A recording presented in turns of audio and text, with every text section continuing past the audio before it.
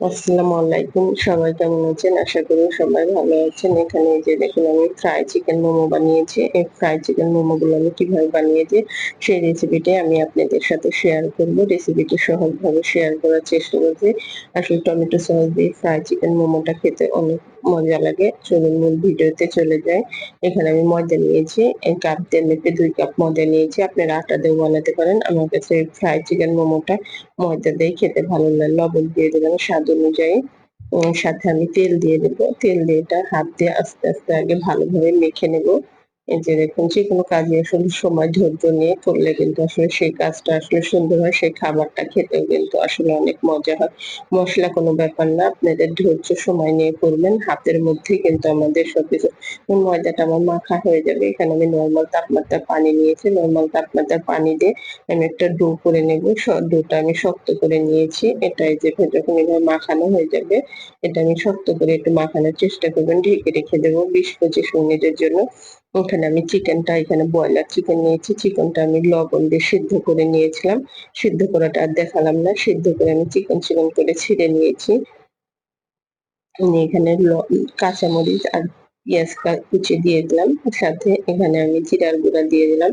আসলে মসলাটা আপনাদের চিকেনের পরিমাণ অনুযায়ী দেবেন। এখানে আমি শুকনা মরিচ তেলে গুঁড়া করে নিয়েছি। সেখান থেকে ১ চামচ দিয়ে দিলাম। ঝালটা আপনাদের পছন্দ অনুযায়ী দেবেন। এখানে আমি গোলমরিচের গুঁড়া দিয়ে দিলাম।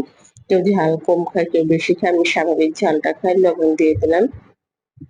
দিয়ে এখানে আমি আদা রসুন বাটা দেবো। এই যে দেখুন আদা রসুন বাটাটাও পরিমাণ মতো দেওয়ার চেষ্টা করবেন। দিয়ে এখানে আমি সয়া সস দিয়ে দিলাম। এই যে দেখুন সয়া সসটা দিয়ে এখানে আমি ১ পিস লেবু নিয়েছি। লেবুর রস এভাবে চিপড়ে দিয়ে দেব। দিয়ে এটা আমি ভালোভাবে মেখে নেব। আসলে ফ্রাই চিকেন মোমোটা আমার কাছে খুবই ভালো লাগে। আমি আসলে সিদ্ধ মোমোটা খেতে পারি না। আমি এভাবে মোমো বানাই। আমার কাছে এভাবে মোমোটা ভালো লাগে। এটা ভালোভাবে হাত দিয়ে মাখানো হয়ে যাবে। মাখানো হলে এদিকে ময়দাটা আমি ২০ মিনিট আগে মেখে রেখে দিয়েছিলাম। আপনারা অবশ্যই ১৫-২০ মিনিট রাখার চেষ্টা করবেন।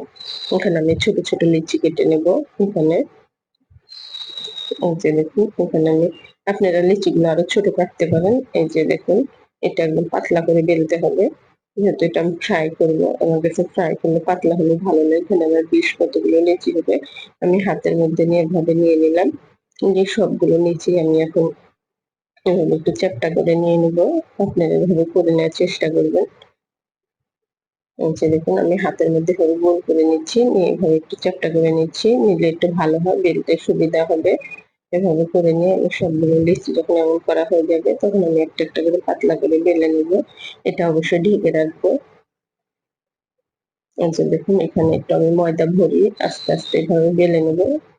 একবারে পাতলা করে বেলার চেষ্টা করেছি। বাচ্চারা আসলে সন্ধ্যার নাস্তায় এটা খেতে খুব পছন্দ করবে। আপনারা কিন্তু বক্সে করে সংরক্ষণও করতে পারেন একবারে বানিয়ে। আমি এই দেখুন বেশ কতগুলো একবারে বানিয়ে নিয়েছি। এখন একটা, একটা করে পুর দিয়ে দেব ভিতরে। এই যে দেখুন এখান থেকে আমি চামচ দিয়ে দিয়ে দিলাম। পুরটা একটু বেশি দিলে খেতে কিন্তু খুবই ভালো লাগে। এটা এই যে কুচিটা যেভাবে দেয় সেভাবে আস্তে, আস্তে এভাবে কুচিগুলো মতন দিয়ে নেব। আর ফ্রাইটা এভাবেই বানানোর চেষ্টা করবেন যাতে তাহলে খুলে যাবে না। এই যে দেখুন আমি এভাবে কুচির শেপের মতন এভাবে কুচির স্বাদের কুচির মতন এভাবে দিয়ে নিচ্ছি।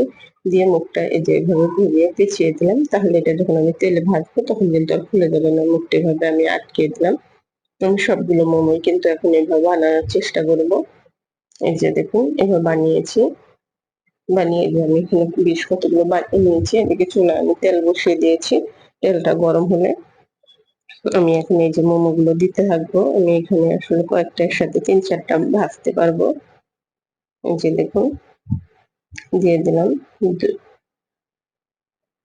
দিয়ে এখানে আমি ৪ টা মোমো দিয়েছি। মোমো দিয়ে যখন এক পাশটা ভাজা হবে তখন আমি উল্টিয়ে দেব। এই যে দেখুন একটু আপনারা কেউ অতিরিক্ত কড়া ভাজা পছন্দ করেন, কেউ হালকা ভাজা পছন্দ করেন। আপনাদের পছন্দ অনুযায়ী ভেজে নেবেন এটা। নিয়ে যখন এভাবে ২ পাশটা আমি ভালোভাবে উল্টিয়ে ভেজে নেব। এই যে দেখুন এক পাশটা হয়েছে আমি এবার উল্টিয়ে দিচ্ছি। আসলে ভাজার সময় একটু হালকা আঁচে ভাজলে ভিতরটা সহকারে যেন সুন্দর মতন ভাজা হয়। খেতে কিন্তু আসলে খুবই ভালো লাগবে। বাচ্চাদের সন্ধ্যার নাস্তায় মেহমান আসলে কিন্তু আপনারা এটা বানিয়ে দিতে পারবেন। এই যে দেখুন মোমোর কালারটা যখন এমন হয়ে যাবে আমি একটা ছাঁকনা দিয়ে তুলে নেব। তেলটা ঝরিয়ে এভাবে আস্তে আস্তে সবগুলো মোমো আমি ভাজার চেষ্টা করব। আমি একটা টিস্যু পেপারের উপরে তুলে নিয়েছি, আবার ৩ টা দিয়েছি।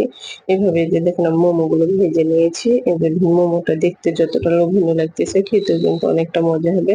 আপনারাও ট্রাই করতে পারেন। আর আপনাদের কাছে যদি আমার রেসিপিটি ভালো লাগে অবশ্যই আমাকে একটা লাইক